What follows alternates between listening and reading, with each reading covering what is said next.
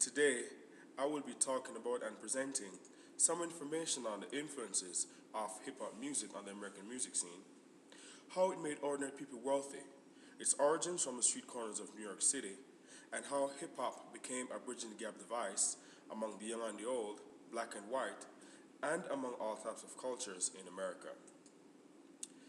Entertainment in America today has made a lot of ordinary individuals very wealthy due to some of their talents, genius, packaging, and selling of their musical ideas to the general population.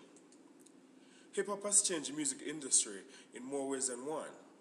It has paved the way for the young and talented to express themselves in an organized manner while being entertaining and expressing their own needs for growth and development. For their work, some have grossed millions of dollars in the past 2 decades or so. Hip-hop music was as a result of a need that had existed for years. It appealed to young African Americans who could not identify with the pop culture music that was being played on the airways in the late 1970s and early 1980s. Hip-hop had its early beginnings in New York City, when young Jamaican immigrants set up music systems on the street corners and had rapping contests. But let us take a closer look at how this art form has grown since then. According to an article written by Kevin Powell and published on the Rock and Roll Hall of Fame, he said, "Since its humble beginnings in New York City, hip-hop culture, the MC, the DJ, the breakdancer, became one of the most single important forms of expression for young people on this planet.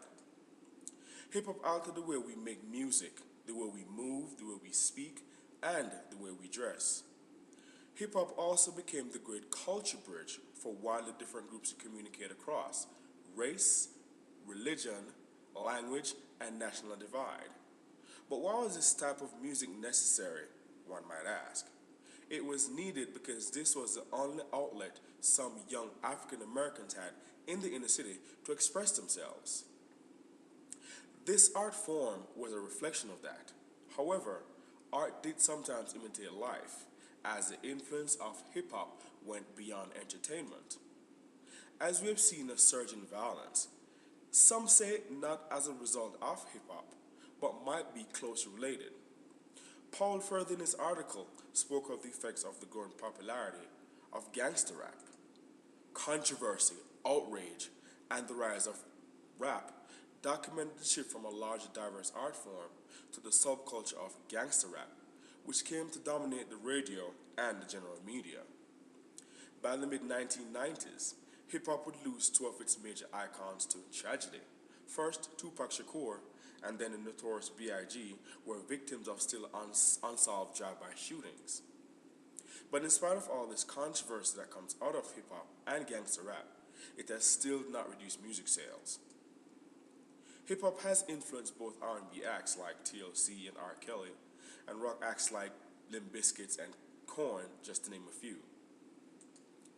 The influence of hip-hop is also clearly marketed in the fashion industry, where it enjoys phenomenal popularity among millions of young people around the globe.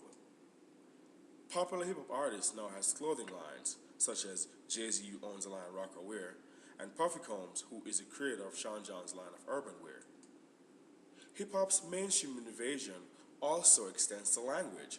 Words like this and yo are now a part of the American vocabulary and are used on a regular basis.